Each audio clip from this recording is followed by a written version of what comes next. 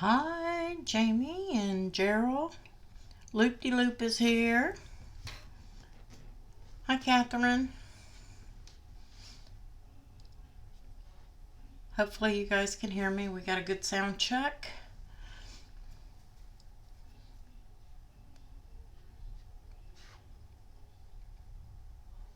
Everything looks good on my end.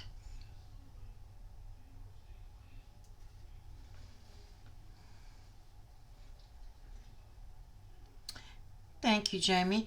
Let's go ahead and play the intro, guys, and we're going to go ahead and get started.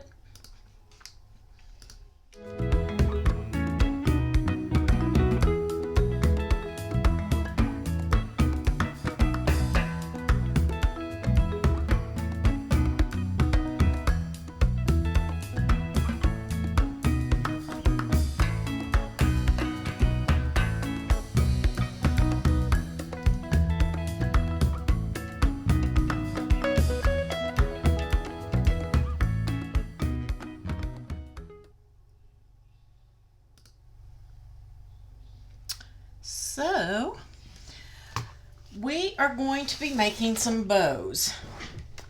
I went to Hobby Lobby and I bought about 4 different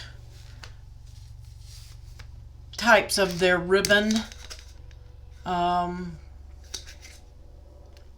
me make sure you guys can see. Their ribbon type of faux leather. Y'all might see my caution tape. Don't pay any attention to that. That's just so that I can get in here and make sure you guys see me. I didn't mean to make y'all seasick while I adjusted. Everybody has been complaining they're having trouble cutting it. And I can see what the issue is. And most of it is going to be your earrings. When you start cutting this stuff with those small intricate cuts and trying to cut out of it, you're probably going to have issues with some of it, and I'll cover that as we go through the different types. And I'm going to tell you why. When you buy this stuff, all my labels are stuck together here. They all look exactly the same, except for the name. This one here, this is blush gold, okay? That's this rose gold stuff right here. And if you look at the back, it's got like a canvas type backing. Perfect for cutting bows and using your rotary cutter, or putting heat bond on it, or iron-on the back of it, and cutting it with your deep cut or your regular blade. Perfect for that. Then you have, that was the blush gold. Then we have the iridescent silver. Okay, same label, everything. Very pretty, very shiny, kind of holographic. When you flip it over, totally different. Nice, soft, felt-like backing. Totally different. Even though it's got the same label on it, they're made differently, they look differently, the backings are different. Now, I am going to say, I cut all of mine pretty side to the mat on a strong grip mat. I had no issues cutting it for bows, but I do see how people are having issues cutting earrings out of this because of the backings. Not because of which one it is, it's because of the backing. Then we have, I'm saving that one for last. Where'd my other label go? Then we have this one here, and this is the rainbow glitter. And I used more of it, so I only have scraps of it to show you guys, but I'm still going to show you. The rainbow glitter, nice and pretty, shiny glitter. You flip it over, and still yet a third canvas. This is more like a duck cloth. For some of you guys who don't know what duck cloth is, it's like a canvas or a white denim. Okay? And that's what this looks like. It feels just like a raw canvas, actually. Your canvas totes, that's what it feels like. And that's what it looks like. Probably is. So now that is the third one in 3 different backings. And I didn't plan this. I just bought stuff that I could put together and make something out of. So I had no idea what I was getting. I was just looking at the pretty side of everything. And this one is called Spa. Again, same wrapper. And this one says 100% polyester. This one says 100% polyester. Where's my other one? And this one says 100% polyester. So I'm thinking they're all going to be just alike. Okay? 100% polyester on every one of them. Every single one. So they all would appear on the wrapper and looking at the pretty sides to be the same. But then you have the Spa. And yet, backing number 4. So, and this one you can see is really soft and pliable and floppy, where the others are a little stiffer. They're not quite as... In hand you can tell. On camera you're probably not going to be able to tell. But this one has more like a nylon type backing. I wish you guys could see. It's like a ribbed nylon, where the other white one was like a felt. This is like a ribbed nylon, and you can see that that will stick to it, almost like Velcro, that the glitter will stick to it.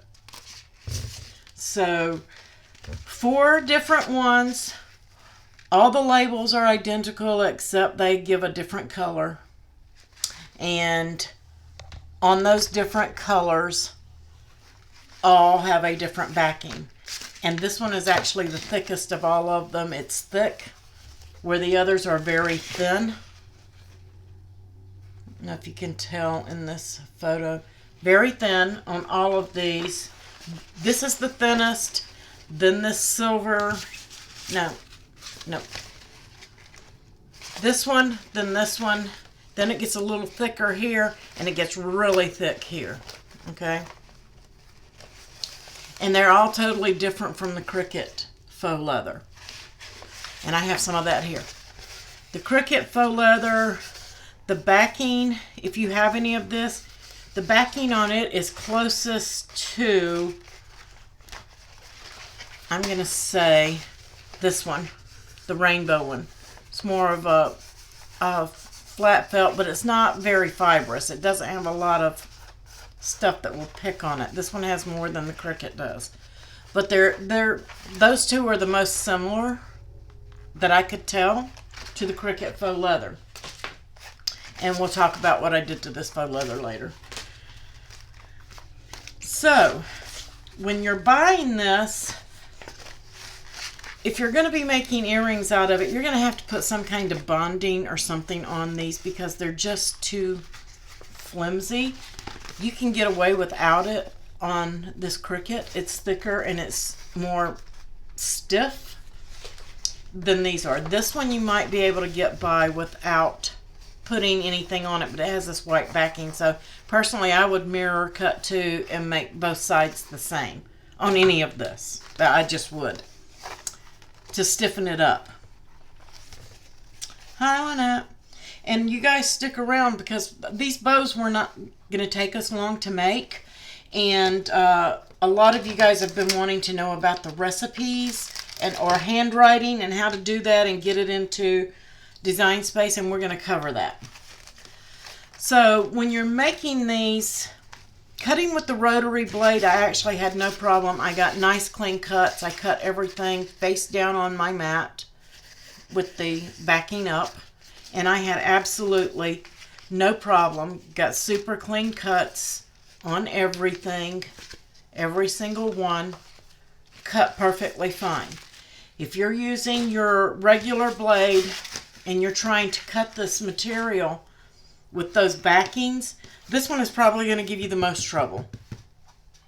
Because when I cut this one, I had little hangers on like this where my rotary met, and it actually cut it all the way through on the cloth, but the little rubber part backing didn't cut, so I had to pull those out. The others, I didn't have to do that, but this one, the grained stuff, I did. That being said, when you're making earrings or bows, you're probably going to want things like this to be a little stiffer, which the bows are fine. And I'm just going to show you, because if you're using this for like a ponytail holder, like I did this one, you're going to have to stiffen this fabric up with something. You're going to have to use some heat and bond or something like that, or you're just going to have a really floppy bow. Okay? I was putting this on a barrette, so I didn't have that issue with it. It could be floppy. Okay? You can use your heat and bond, or this is what I did to this one. And you can see that it's nice and stiff now and shaped like I want it. How long will it hold that shape with this method? I don't know, but I can straighten it out. And you can see it goes right back to where it was, which gave me an idea. You could probably put this treatment, if you need it to be stiff and flat, like for earrings, on the material before you cut it. And you probably won't have an issue with it then. Did I try to cut this after I did it? No. But it's going to give it more like a plastic feel. And what I put on it was fabric stiffener. Fabric stiffener, you can put it on the back. It's like a glue, but it's made for your fabric, for laces, bows, all that kind of stuff. And it stiffens up the fabric to the shape that you put it in. So whatever you put it on, if you want it to be curved, you're going to have to, while it's wet, put it on there and let it dry in that shape. Okay? And then you will get, I did not put it on this, by the way, when I did it. You'll want to put it on something like a parchment paper or something that you can, that it will peel off of. I used a Teflon sheet.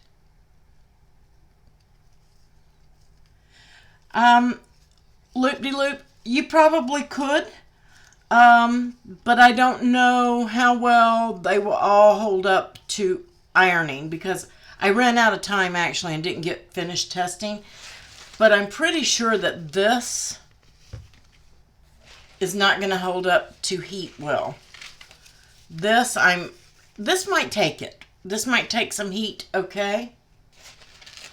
This, I'm pretty sure, is going to melt just by feeling of it and what it's made out of. I would be scared to add heat to it, but I mean, if you do a low temp, you should be okay. Because with starch, sometimes they require heat to get really stiff, and sometimes they don't. So it's going to be 10 of one, half a dozen of the other. This is really cheap. This is actually cheaper than starch. It's $3.99. If you use 40% off, you're going to get it for just over $2. And it goes a long way. It's really thin. It's kind of like starch. And it only takes a few minutes to dry. Well, about 30 minutes to dry, depending on how well you saturate. But you can get it into shapes. You can wrap it around straws, whatever. And it's going to hold those shapes. So it's really easy to use. It's not expensive. And you don't have to have any heat to it. So just remember that when you're using and buying this stuff to cut earrings out of, it may not be the best choice for material for that project, in my opinion. Okay, that's my opinion only. For bows, it's excellent. I didn't have any problem with any of the bows I made. All of these patterns came from Design Bundles, and you can go to, there's a link below, go to Design Bundles and search bow patterns, and there are tons. I didn't do the reindeer antlers. Somebody had already done the reindeer antlers, so I just left that one alone. But for like the reindeer antler bow, you're going to need something to stiffen those antlers, and this will work because you're going to leave it flat, so you can stick it down the whole sheet. If you're going to use the whole sheet, cut them, peel away your excess like you would any other, leaving it on an old mat where it will lay flat and keep it perfectly flat. And then put this on the back and let it dry. Then peel it off your mat and it's ready to make your bow, and it will stay stiff for things like those antlers. And I think there's even a unicorn bow or something over there at Design Bundles. So this fabric stiffener will work perfect on the back of those for making your bows. Okay. I got all sorts of projects laying here. So, that being said, here are the 3 bows we're going to make in 3 different ways. And don't pay attention because I did rush and I did use hot glue on these, and I don't recommend that just to hold those tails down. I would say do fabric stiffener on these 2 rather than putting the hot glue because it will leave a lump. But I was in a hurry. I knew it probably would, but I did it anyway. So, don't do as I do, do as I say. Don't make the boo-boos that I make. The camera does not like to focus tonight. I'm sorry, guys. So, putting these together, let's go over, well, all of the, I'll just say, instead of taking you guys over there and showing you, when you get your files from Design Bundles for your bow patterns, all of them have a PDF that I found. All of them have a PDF telling you how the bow goes together. Very super simple, easy to follow instruction. Super simple. So let's start with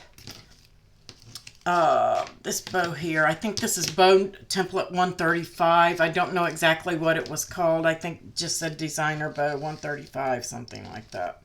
Tons of them. And this is the weird looking one. So look at it. So you're going to start with this piece, and it goes on top of this piece. Okay? Get this little weird looking piece right here, and you're going to leave that face up and this face up. And we're just going to put a tiny dot of glue right in the center. Don't need much at all. And almost like bunny ears, we're just going to tap that right down into the middle. Don't have to worry about hot glue and it leaving a little lump here because it's going to be hidden. And I glued it to my mat. Then you're going to flip it over, and you're going to put another tiny dot of glue right there in the center. You're going to bring this side over, and you're going to line them up. And I'm off. You want to line it up with the front so you don't see the edge. If you're off, you're going to see a white edge like this. You don't want that. So make sure that you're gluing it in the right spot. And just about every one of these bows go together similar to this, guys. They're really quick, super easy.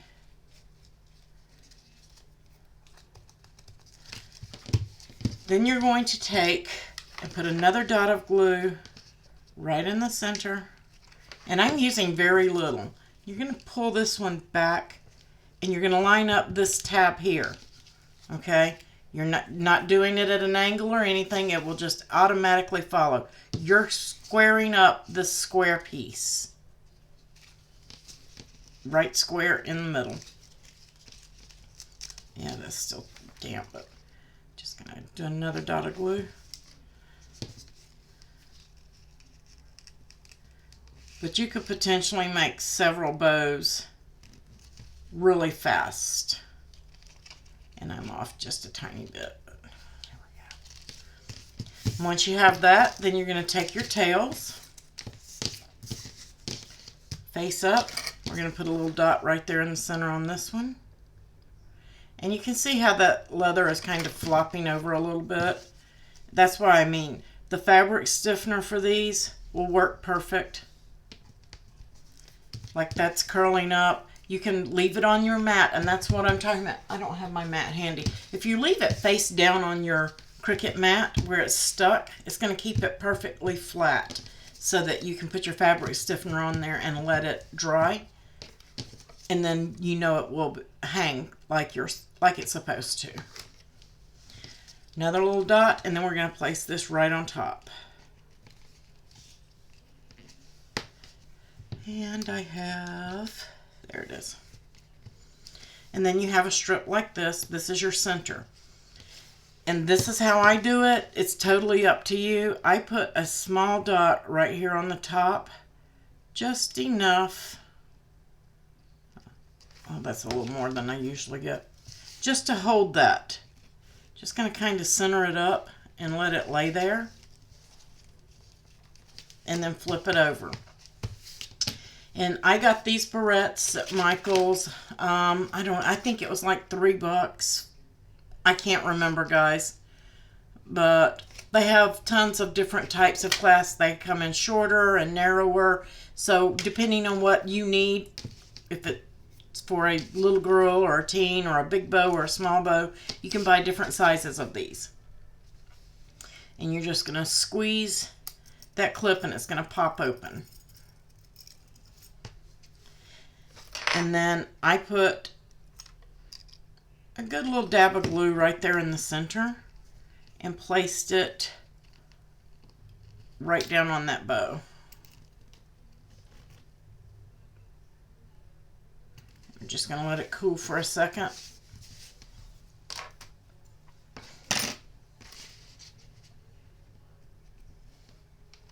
And then a little dab right on one side of the bow. Just start with one side. And I just use tweezers. You can use popsicle stick, your finger, just to get it started. And you're going to fold it into that arch. I'll move my finger out of the way once it grabs hold. Right there. You'll want to keep all your glue threads and all that off of it as you go.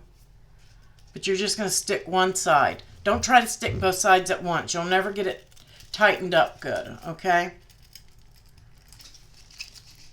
And then while it's still open, I'm just going to get my tweezers and just give it a little pull inside. And then I'm going to hold it on the other side with my finger and put a drop of glue right inside there. Again, it doesn't take much glue at all for these. And then I'm just going to hold it down with my tweezers till it grabs. Gorilla Glue is going to be best for these. And you can buy the Gorilla Glue sticks. And that's all there is to making that little bow there. Okay, so that's that one. Let me get rid of that.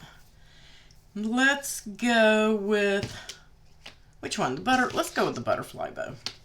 Now this one is made, I had to size this for this size, guys, on this one.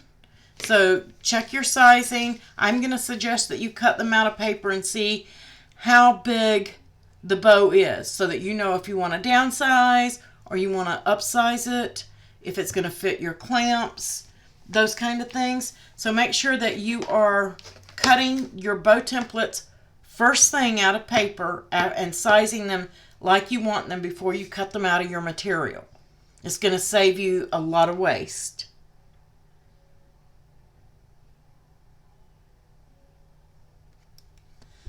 It probably would loop-de-loo. There is a lower temp. I don't know if the Gorilla Glue, though, is low temp. So you have to watch that. So if you're going to use a low temp to do those tails, you can. And it will probably do just fine. But honestly, I think a drop of art glitter glue or something like that will work just as well. It's just going to take longer to dry. So the butterfly, I used a hair tie on it. And I got one darker one here so you guys can see and see how we put it in there. This one is really super, super easy. I wished I had made it a little bit larger, and that's why I'm telling you guys to cut it, because this is the top, to cut them out of paper first and check your size, because mine didn't look as good as theirs did in the photo. But I'm also thinking that this strip is a little too wide, so you'll want to check that. If I had made this a little narrower, even though they set the file up, I'm thinking if this piece was a little bit more narrow, this would flare out more. So it's going to be totally up to you. Check it, use a piece of paper, whatever, when you're doing these, and you can see if you want to make adjustments. But the basic shapes and all of that are there for you. And it's just 3 pieces for that bow and your tie, so 4 pieces. And you're going to pinch. They have cuts in them. Okay? So you're going to pinch here and here, and then pinch them together. And I'm going to show you guys again on the back. So what I'm going to do is where the center slit is, I'm just going to pull that gun off. I'm going to put a drop of glue on one side of the center slit, and you can fold it or pinch it, however you want to do, and fold that piece back. That might be easier for some of you guys. Okay, and then I'm going to put a drop on this side of the center. Don't need much. And I'm going to fold this side in. So it's going to look something like that. And then I'm going to flip it over and put a drop on the pretty side. So you're only getting 1 drop on the pretty side. I'm just going to fold it up.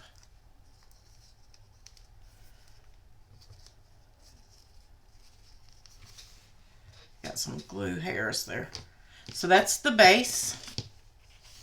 And then you're going to do the exact same thing to the top. Do a drop of glue on the center, on the one at the center, and fold it in.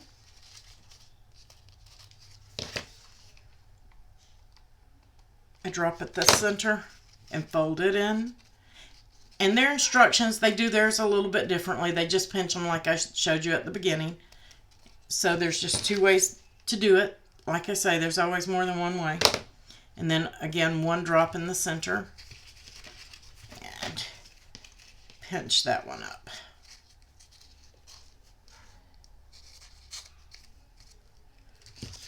Once you have them dry and you're not gluing them to your thumb like me, then you're going to put them together. So another drop.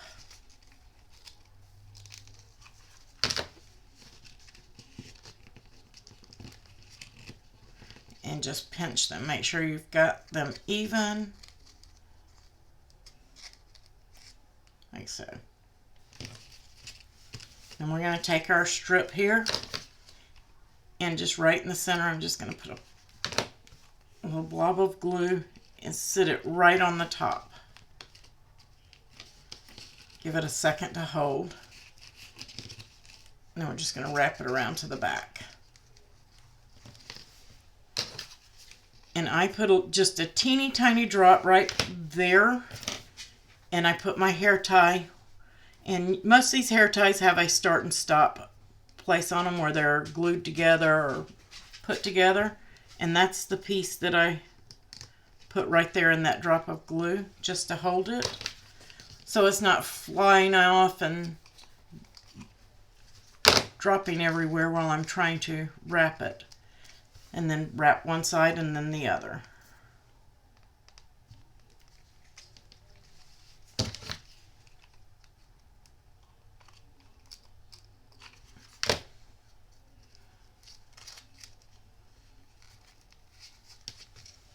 And actually put it on the tail, and I did that last night and said don't do that again, and I still did it again. Don't put your drop on when you're wrapping this piece, put it on the part that's loose, not on the top here. I just got lucky and it covered on both of them, but it could possibly not. And then there you have that one. Your tie is ready to go.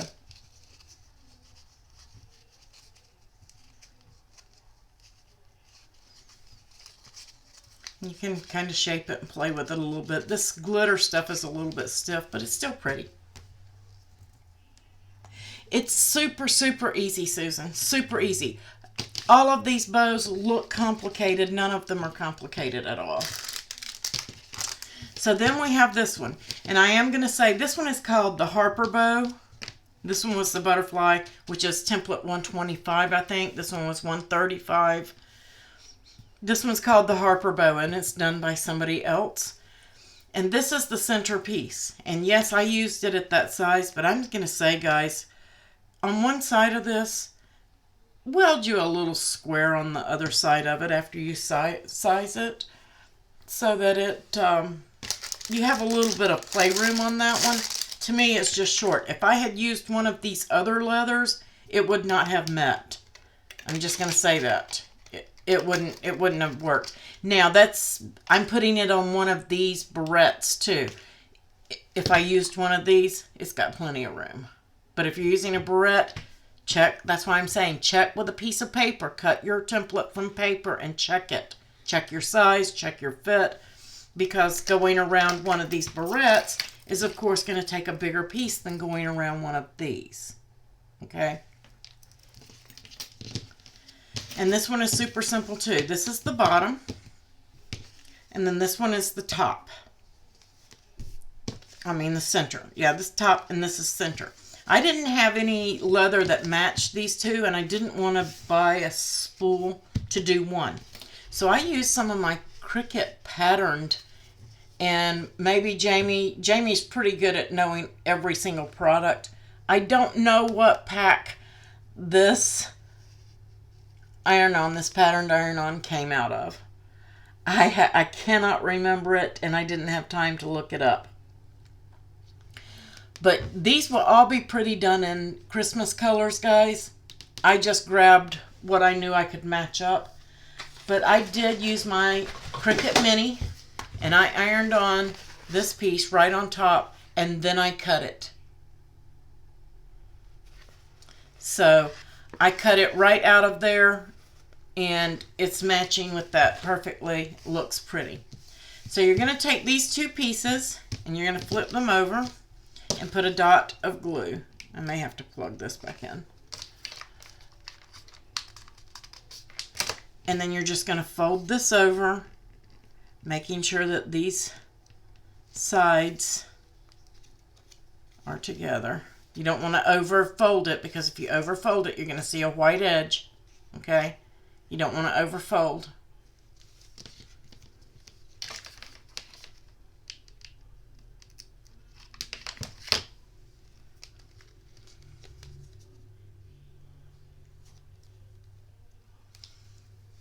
And it doesn't matter if you can see the white edge on the back. It won't show. You want to make sure your front is right. Same thing with this piece. Just a drop of glue.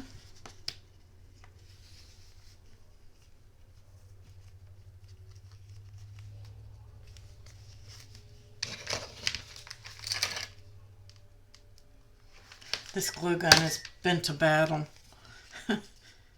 More than once.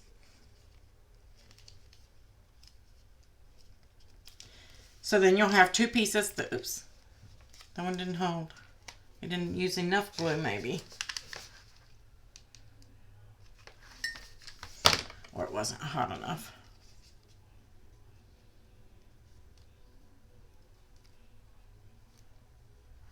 Okay. Stick. Now here entails a problem that I encountered yet again with this pebbled type from Hobby Lobby. My glue didn't want to stick really well to it, but because of the way that I wrapped it, it worked well.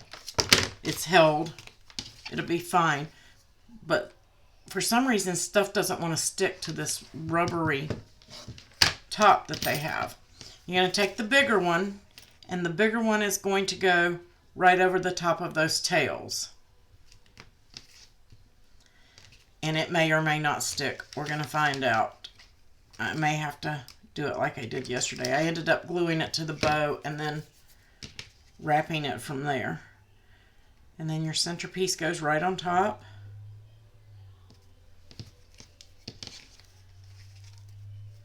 See? It just does not, and that's good and dry. It just does not want to stick to that material, no matter what I did. So this is how I cured that. So if you encounter it, this is how you can fix it.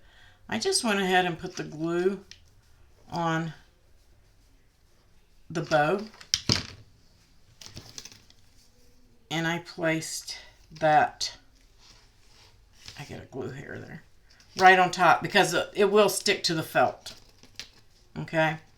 The felting on the back, it has no problem sticking to that. I'm just going to let it cool. But as far as this sticking to it, it just didn't want to. I couldn't get anything to stick to the top of it. And so another little drop right there on the top of this one. And I'm stringing glue again. And then right there and center it. And guys, you could put buttons or whatever you want on the top of these.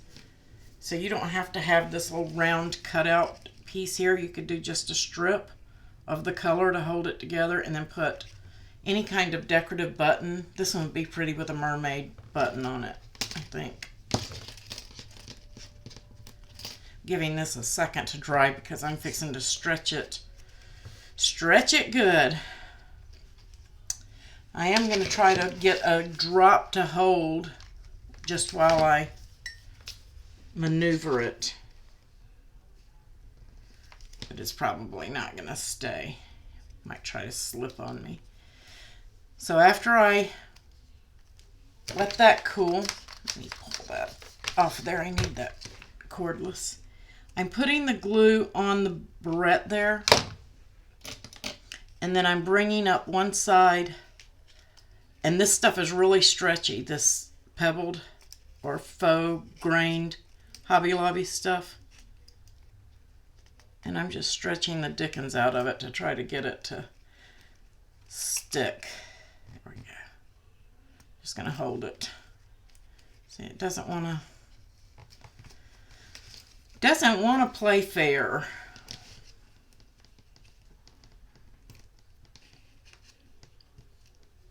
I'll try it again. I'm just going to pop that glue that cooled out of there.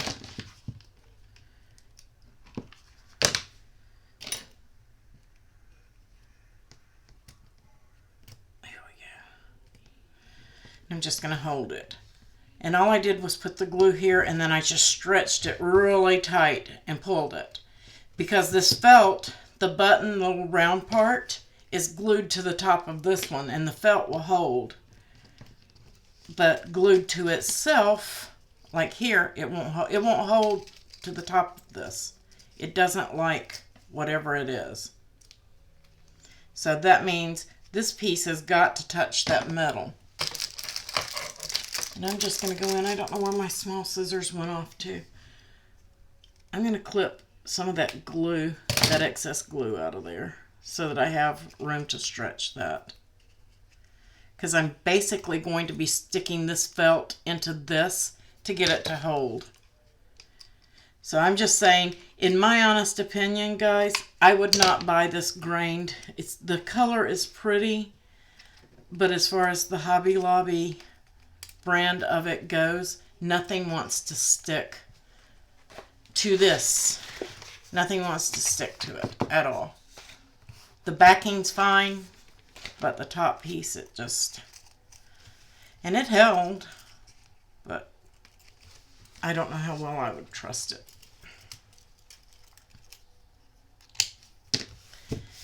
That's how easy they go together. I thought about that, Josephine, but if I rough it up, it tears so easily. Oops, I hit my mouse. 1 moment. I covered up my mouse with leather. The problem is, like right here, if you rough it up, it's so thin and stretchy. You can see how easily I just broke that. But pulling it against the bias, it's fine. It's very strong. So it's going to depend on which way you cut this as well. So if you need, when you put it on the mat, that's another drawback to this particular one. I don't know if all of the pebble they have is like that. This particular one, when you cut it, you have to make sure that this piece is going on the bias, or you're never getting it on there. It's just not going to go on because it will stretch. So you need to check, and if that piece is cutting horizontally, it's not going to go. But if it's cutting vertically, at least you have some play in it. And the others are not like that because they're on the canvas types, so they're not stretchy.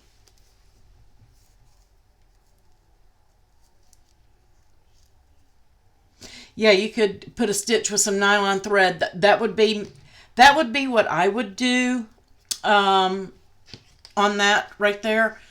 I would glue it first and then run a stitch through there, because the way that they used to do these bows is they would actually loop around the center with thread all the way around and pull it tight, and then they would put the cover on.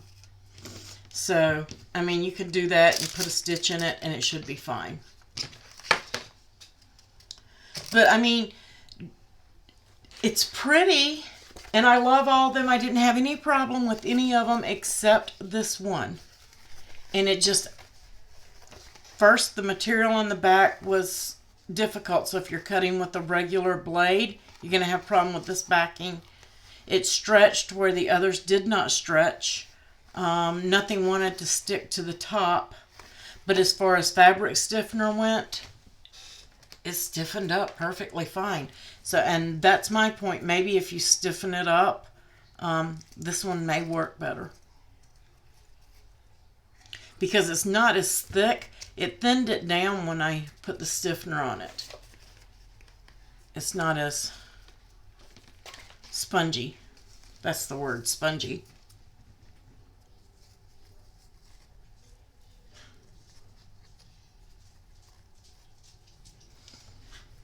So check your materials. That's the main key for this. Check your materials. Cut your patterns from paper. Check your sizes. Check the materials. See if they stretch, if they have give. Because you're going to have scraps you can play with, or cut a corner off and check it. Yeah, you can put heat bond on it. And that was what we were saying earlier, Linda. You can put heat bond on it if you're in a hurry. If you're not, this is much less expensive. $3.99, use your 40% off, $2, and it goes a long way because it's really thin. And it takes it about 30 minutes to dry. You could dry it faster with a hair dryer or a heat gun. Just don't melt your fabric. So, that being said, the next thing in tonight's lesson, if you guys have any questions about the bows, don't be scared to ask. And again, something like this is going to be perfect for those reindeer bows and those unicorn bows. So, I found it easier to use because I've used heat bond before, and sometimes that can be a mess on little bitty intricate things. But if you're going to do the whole sheet, then I would do the heat bond. I would do heat bond if I was using the whole sheet, and I would use fabric stiffener on it if I was just doing a couple of bows and a couple of pieces that needed to be stiff. So lots of options. Let's go over to Design Space because we're going to talk about doing handwriting in designs, or getting your handwriting into Design Space for cutting out of print and cut, and depending on the handwriting, maybe cutting it out of vinyl or iron-on. So let's go over. And hopefully, I just got the update on the download, guys, that I was using. So if it gives us a problem, I'll have to go over to the web version. So what I've done, I've had problems with my scanner today, and it hasn't wanted to work. I finally got it to work, and I scanned my image, and I scanned it as a TIFF file instead of a PNG. So I can't pull that one into Design Space, but I did scan it one other time and I got it as a JPEG. I don't know why it went to a TIFF, but I'm having problems and I can't get my scanner to open. And I'll show you guys. And I know there's an update and I installed it, but I think I have a conflict because this is all I get since I've done that. And I have to call Epson to fix it. So I can't show you, but here usually it pops up. I mean, I don't know if I can get it to even populate. I played with it and played with it all day.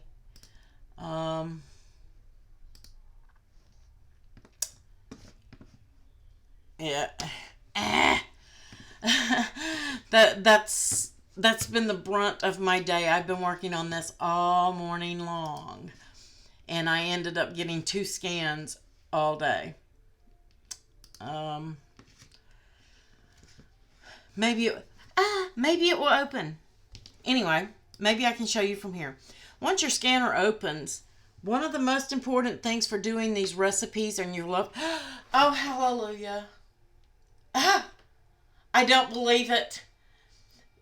Thank you, Lord. Thank you. Prayer works. I haven't prayed all day. Don't ask me. You saw the error. I've been getting that error all day long.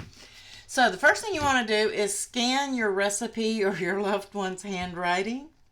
This is a miracle, y'all. Totally.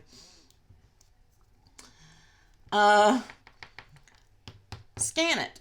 And this is an old one. This is not my mother's. It's not my grandmother's. I don't know where it came from. I am guessing, because my mom used to make this recipe all the time, I'm guessing that it came from a friend of hers that had written it out for her. So I have it. And it's been spilled on and splattered and everything. And I really don't want to put that on my iron-on. But I need the handwriting. So I'm scanning it, and same thing's going to be with your recipes. You're going to still remove the background. Mine just happens to be all messed up in different colors, but we're going to fix it. The first thing you want to do is bring in your scan. And when you're scanning these, if you notice that my resolution is at 75, that is not going to upload. It's not going to clean up well in Design Space, any of that.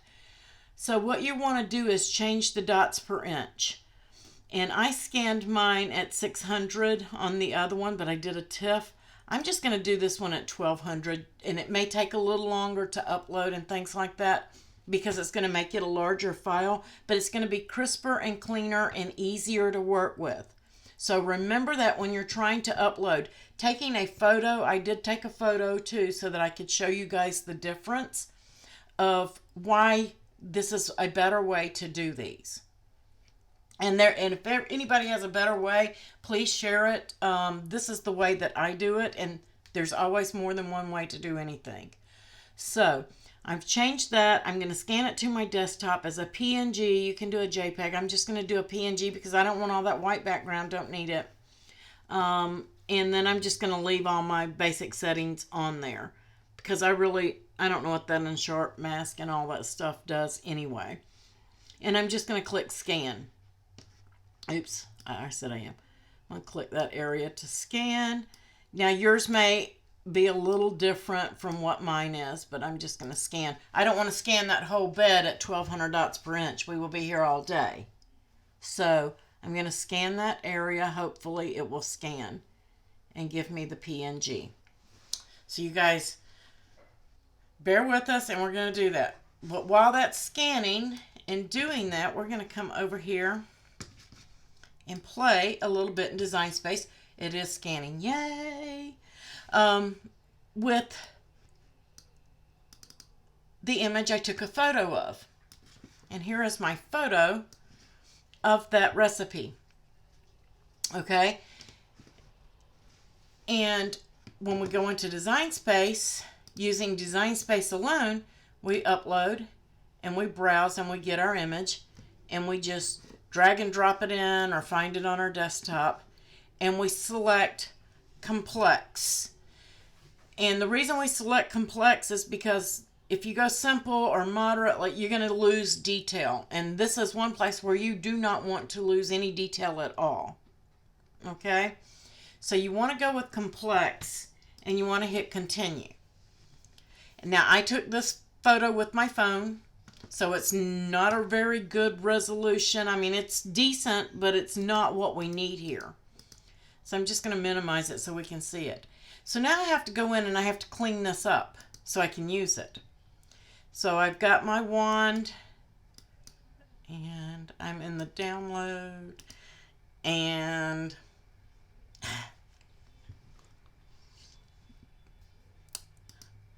there it goes. It's very slow. My download is slow, guys, and I'm sorry, but my download is really slow. So you're going to start cleaning this up, and you can see that it's not cleaning up very well. It's removing some of the color and the texture because it's a photo. And I've clicked on several things, so let's just let it try to catch up here. There we go. And you can see how it's cleaning up, but it's leaving all this behind. And I've got to go in and I've got to clean every bit of that up. So I'm going to have to maximize, and I'm going to have to go in and get the eraser.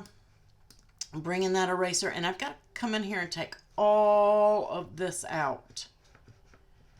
This is how you're going to have to do these. Now, yours may not be as low resolution or have so much stuff in it that you have to clean up. Oops, I just slipped. Don't want to. But you're going to have bits and pieces that you have to go in here and you have to take those out. You're going to have to go back and forth between your wand and your eraser and your zoom in and zoom out and clean these up. You're going to have to go inside each of your letters, and you can still see it's leaving some stuff behind. And if I hit continue, because I'm not going to sit here all day and clean up all of that, you can see this is the cut image on the right. This is the print and cut on the left. So left like this is what we have. Okay? And this is the way it would cut. This is the way it would print. Design Space only sees the shape. So whatever shape that I've left in there, that's what it's going to do. So all these little dots and pieces that I have left, they're going to try to cut that. And it's going to take it forever. It's going to bog down. It probably isn't going to cut. I'm just going to tell you right now, it's not going to cut well. It's not going to do anything well, not even print and cut with the cleanup. It just won't. So you're better off. I'm just going to go back because I'm not going to save that. And if you have to hit the back button, you have to start all over, just so you guys know. Let's bring in the scan that I just did. And this was, yeah, really large image because I scanned it at 1200 dots per inch. And I'm going to go to complex and continue. And it may take it a while because it's super large, guys. And I'm just going to minimize so we can see it and visualize here.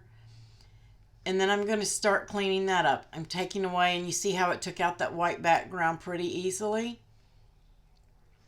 And now I'm cleaning this up. And because it's all different colors, again, if yours is on a solid white clean piece of paper or a dark paper, you may have no problem. If it's on a recipe card with a little logo or something, a cute little kitchen emblem, you may want to leave it and do print and cut. But if you, like mine, is all messed up, I really want to remove that and have just the handwriting. So I've still got to go through and do all of that cleanup and use my eraser and take all of that, what I call the garbage, out. You have to take all of that garbage out of there and get it cleaned up and ready to use. But there is an easier way.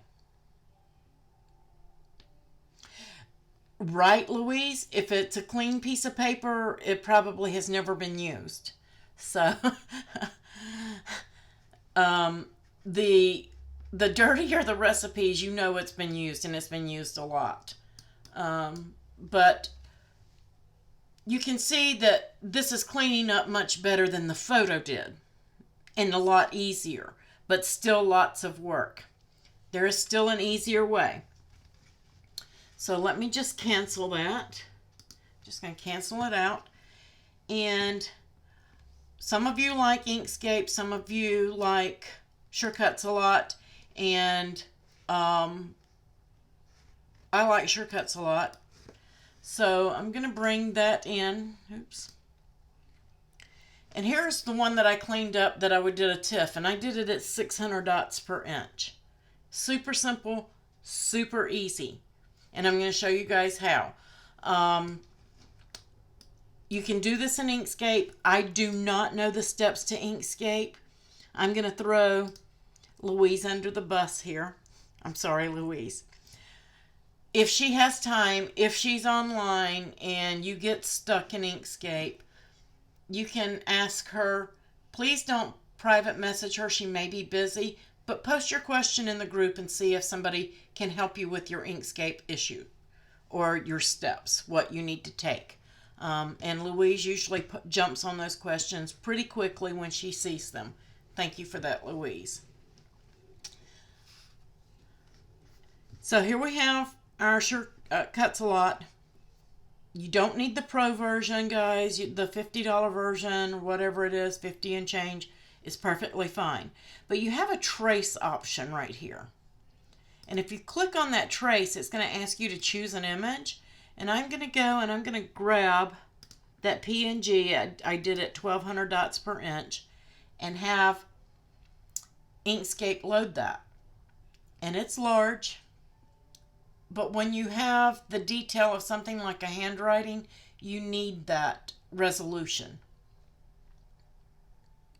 Hopefully it won't crash my designs, my Surecuts a lot here. Because we're going to eliminate the massive size of the file if it lets us trace it. Yay! So here it is, and I brought it in. And I'm leaving this at 3 color. White is this white area around it. The tan, of course, is the card. And then the blue is going to be the writing. And I'm just going to leave it in there. And you can see that it's sharp. And you can update the preview, stuff like that. I'm going to give it all its nodes. And I'm just going to say OK. And I'm going to let it bring it in. And here it is. The next thing that I am going to do is I'm going to right click and ungroup. I am going to drag away that piece right there, and I am going to uncover my keyboard over here so I can work. I'm going to delete it. Don't need it. Gonna get rid of it. Look how easy it was to clean up that, right? But I did the 1200 dots per inch, and it did pick up some of these dark areas. So what I'm going to do, I'm going to hold my shift key. Well, I'm going to select it first. I'm going to draw a box around it and select it. I'm going to hold my shift key. I'm going to stretch it so I can see it. And I want it to go together instead of being on 2 cards. So I am going to right click and break it apart. And you see how all my letters filled in. And that's okay. I'm just going to take all of these pieces that I just broke apart, and I'm just going to get rid of them. Get rid of all of that. Just clean it up pretty well. It's really hard for me to see on this monitor, guys, but you get my point here. So I'm just this is not like Design Space. When you select, if you don't select the whole piece, I can touch those letters and not select them, and I'm just getting the trash out. As you can see, it's just getting these little pieces. I have to select the whole word for it to select it, but if I just touch the letter, part of the letter, you can see it just gets the dot. It won't take the letter. I have to select the whole letter or the whole word for it to get those. So it's going to clean up. And I didn't have these on the other because I did it at 600. These are showing up because I did it at 1200. Just gonna, I think I got that. But you can see all of those. I'm not moving any of my letters or anything at this point, because when I broke it broke apart even the centers of my letters. But it's super simple, super easy fix. That looks pretty clean there. So I'm going to select all of that, and I'm going to right click and merge. And then all the centers come back, and you can see how clean that is. Now I still have a little bit of stuff over here. I'm just going to come over here and take my eraser and clean up any little stragglers that I missed. That looks pretty clean. Yeah, it cleaned up really, really, really nicely. Super easy, super simple. Guys, I love shortcuts a lot. I'm going to go back to my select button. I'm going to come down here and do the same thing. I'm going to get rid of all these little straggly dots on the sides of these. That looks... This one didn't have as many, or I've already gotten them. I don't know. There's one there. And even I can even at this point take out the scribble that's in there where she made the mistake on the card. Can take that out. Can leave it if it has special meaning. Can leave those scribbles. But how do I fix that now, right? I'm just going to take all of this at the top, and I'm going to right click and I'm going to merge it. I'm just going to scoot it right up in there so that it looks like it was written on one sheet of paper. Then I'm going to take these and I'm going to right click and merge those. Then that makes them one. Merge on here is similar to your weld on Design Space. I'm going to get this word, right click it and merge it. Get my centers back in there. Oops, I left my G. Let me go back and undo. Missed the G because I didn't select the whole thing. And merge. Now.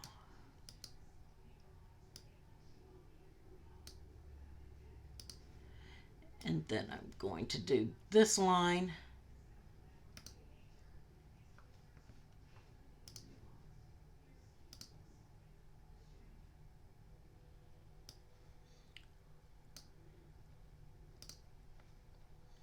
Then I'm going to select the bottom, right click, merge it, bring it. I still have one little piece right there. Let me get my eraser real quick and take that out. There we go. Get this piece.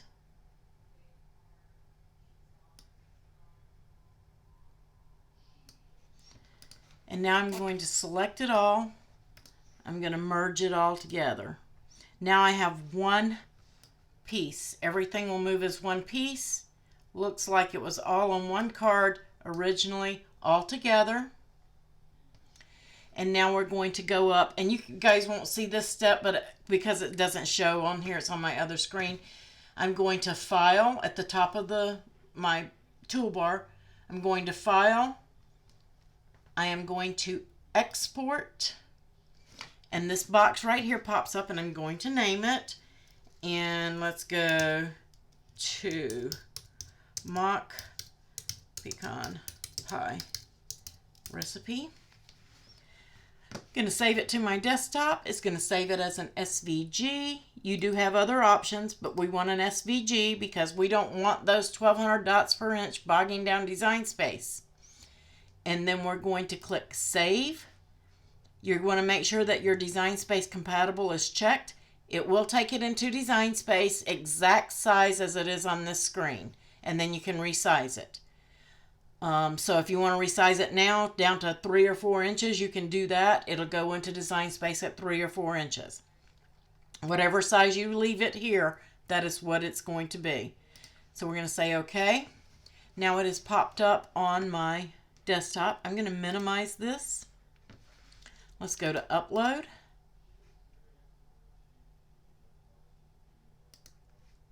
Upload. I'm going to drag it right in.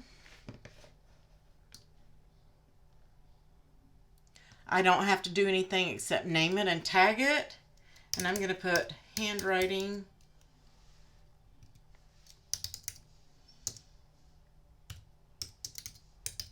Recipe.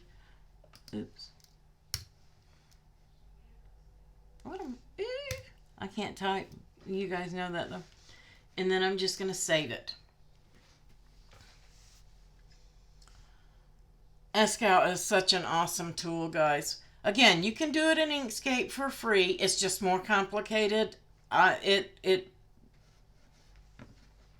get lost in it. I can't make heads or tails.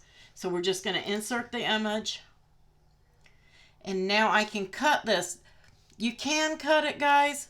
I'm just going to say, I don't know that I would cut this out of vinyl because the letters are still going to be small. Now, if you're putting it on the front of a, let's say you're going to put it on the front of an apron, you can make it pretty large and it'd probably cut really, really good for iron-on. Vinyl could be a little bit tricky, so you're going to make sure, like right here, I left a little dot right there above sugar that I didn't get cleaned up. There's one right there, vanilla. There's a couple of little bitty pieces here. You're going to want to make sure that you get all of that cleaned up in Escal before you bring it over. But if you don't, you can go to contour and you can search it out with the contour button and hide it. So you don't have to go back and start the whole thing over or do it over.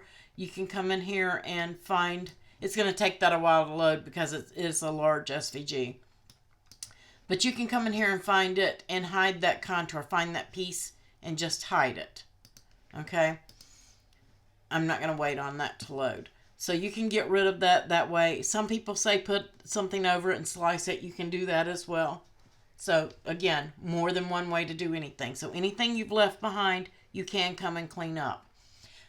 If you want to make this a print, then cut. You can see the grid behind all of that. So all of this is going to cut. If I just flatten it, well, it's not going to let me just flatten it because it's the way that it's set up. If I only have the one image. So if I want to flatten it, I have to flatten it to something. So I can do a shape like a square to make it one big white square. Well, because white won't print.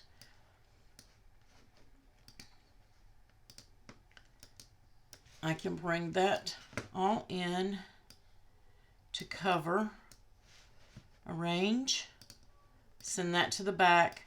I can select it all and flatten it for a print and cut, and it's just going to cut a square. But if you want it to be closer to this and not a big square blob, if you're putting it on white, you really don't want all that.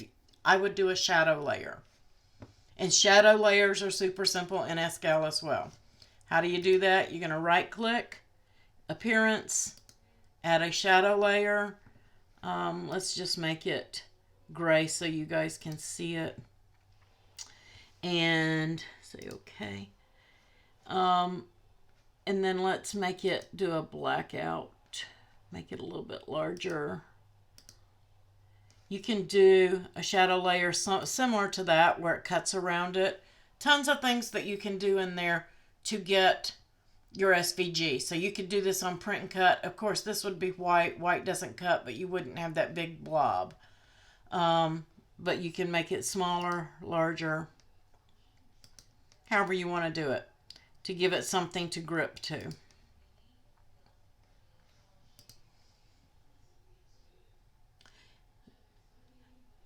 So that's going to be, yay, we have a new subscriber. Welcome, welcome. So make sure, guys, that when you're want to do these and upload them to Design Space, you saw the difference and how that it did when we just took a photo and tried to upload that. The resolution was horrible. It's going to take you forever. Some of these, and I did do a background removal on one. What did I do with that? I can just show you guys. We have the background removal tool that's online. Let's just go over here and grab a window for you guys so I can show you.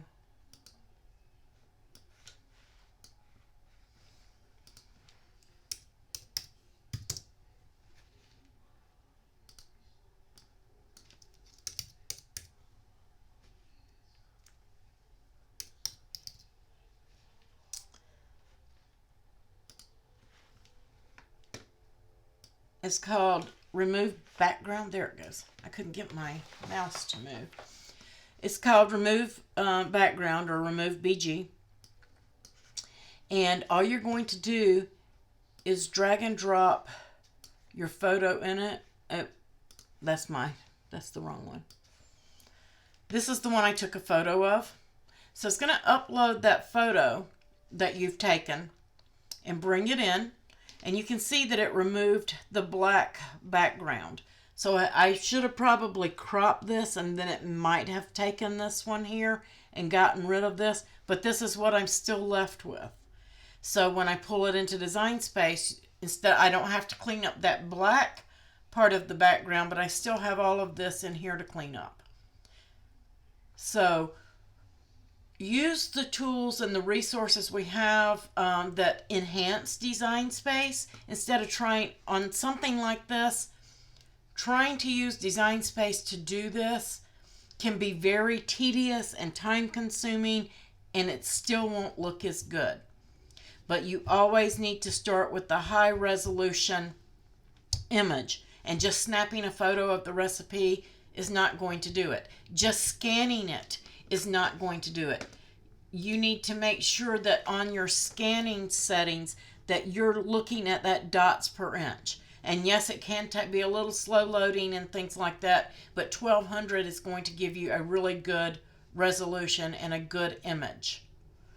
I'll show you the 600. Let's see. This is, let me get rid of that shadow layer. This is at the 1200, and this is at the 600. You see how the letters kind of ran together and they don't look as pronounced? Take a look, like right here. Look at that right there, and then look at that one. See the difference? Tons of difference there.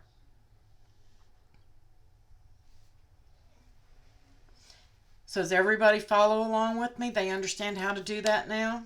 So now we've made bows and we've done recipes. And by the way, guys, that pinto bean, some people call it mock pecan pie. My mom used to call it pinto bean pie because that's what it's made with. And it really does look like pecan pie, and it tastes like it.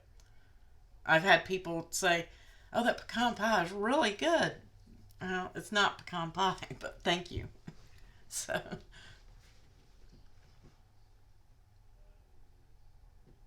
yes, Pat, you could have it right with the infusible pens. Let's go back over to Design Space. I know this video is running a little long, guys, but that's okay. Oops, I don't want to do that. Come back, please. Let me just get rid of that square here. There we go. You can come up and change it to draw. And again, this is handwriting, but just like your fonts, when we change them to write, it won't color. It's not going to color it in, but it will follow the cut lines. So if you let it follow the cut lines, depending on, I think something like this, that you could use those infusible pens, the small one, and you probably wouldn't have to color it in. I think that it might cover it. Best thing you can do is test it. Let it draw it out. See how it does. You know, maybe take just a section of it here and see how it does, if it fills in. If not, go to the larger tip. But don't forget, if you're going to do that with your infusible pens, you have to mirror it. Flip it horizontal. Mirror it before you send it over there. Because if you don't, when you go to press it, it's going to be the wrong direction.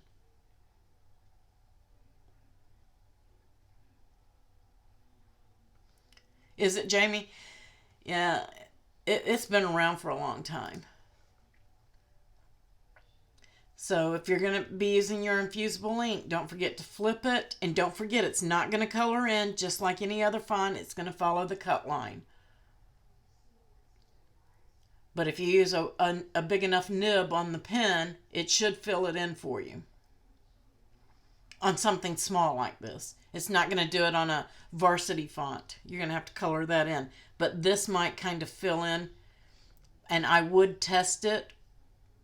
Like I said, I would do part of this because it may be too much. The nib may be too much for it. And it may blur it and not look like their handwriting.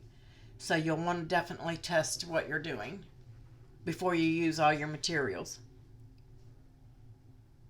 It is good pie. It's very good pie. And you guys have the recipe right here.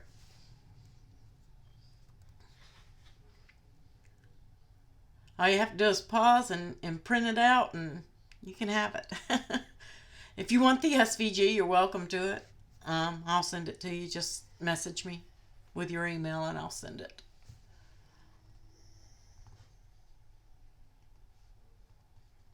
Aw, thanks, Susan. We try. So, guys, if you get stuck or you have questions, let us know.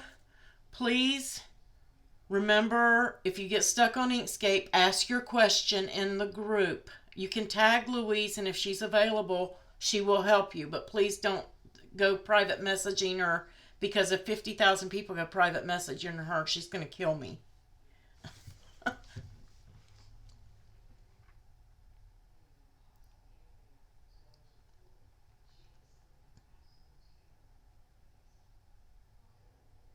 Yeah, right now I'm painting a table. I ordered a table for my living room, a side table, and it was supposed to match my other furniture, and it came in fire engine red instead of a dark barn red. So I am redoing it. Brand new. And I'm painting it. Right? Hey, but at least you guys would help me, right?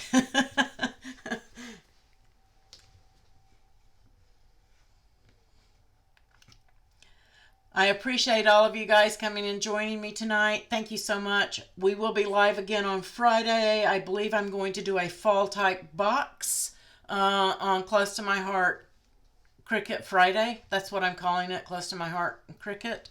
We're going to do some kind of fall project, probably a fall box. And then we will be live again on Saturday. And I don't know what we're going to do yet. I don't know. We might make stockings. Maybe are you guys up for sewing projects? Anybody? You guys let me know. Thanks, Linda. Thank you, Jamie.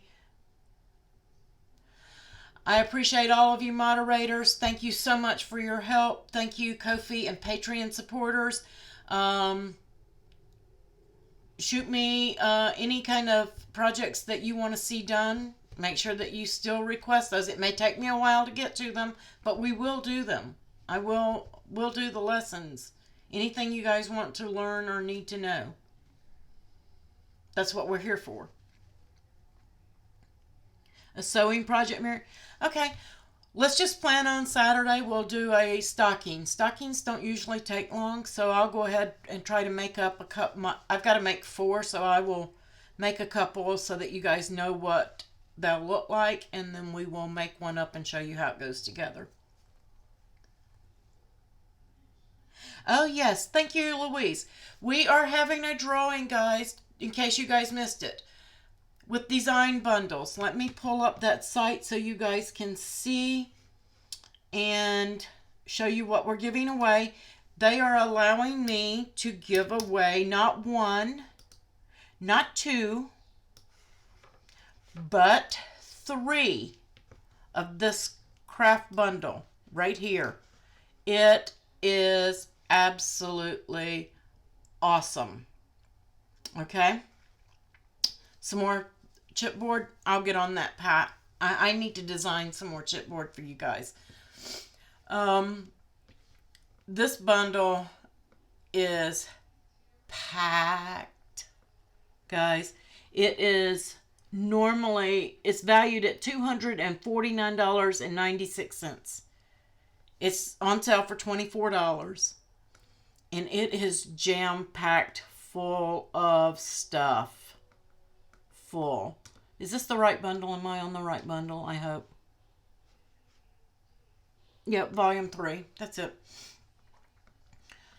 My colors are different on this screen that I'm looking at, guys. You guys can't tell, but I can tell. And it's really dark. It's hard for me to see.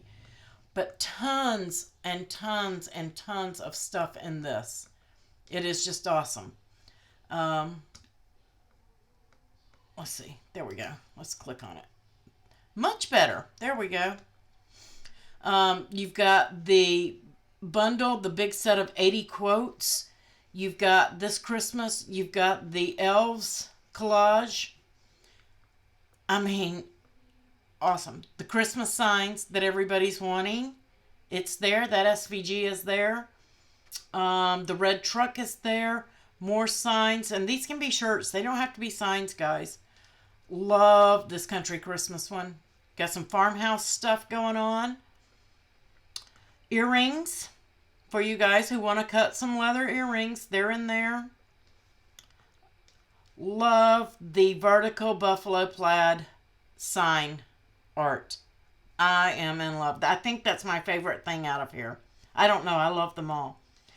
But you can see how packed all of this is. This is a great family bundle for shirts. It is just jam-packed. So, how do you win? We have in the group announcements, this is posted up. You have to come and look at the bundle. You have to go back to the announcement and put in what your favorite thing is. And then myself or Louise will issue you a ticket number. To win, we will be drawing this on Saturday. During our live Saturday, I will draw 3 winners live. You do not have to be present to win, but we will not be announcing those winners in the chat. We will be posting the video on that chat. You have to watch the video and see if you won. And if you did, you have to message me with a screenshot of your ticket number in the chat to claim it. And then I will send your Design Bundle email. You have to be registered at Design Bundle. So while you're over there looking at it, if you don't have an account, sign up with your email, because that email is what they're going to send it to if you win.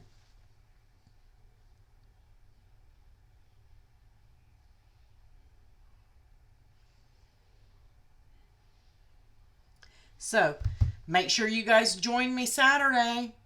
We're going to do that sewing project, and we're going to do some drawing. So awesome, awesome, awesome bundle. Make sure you have a Design Bundles account, so if you win, they have a place to send it to. That's the only way you can claim it. Very easy to sign up.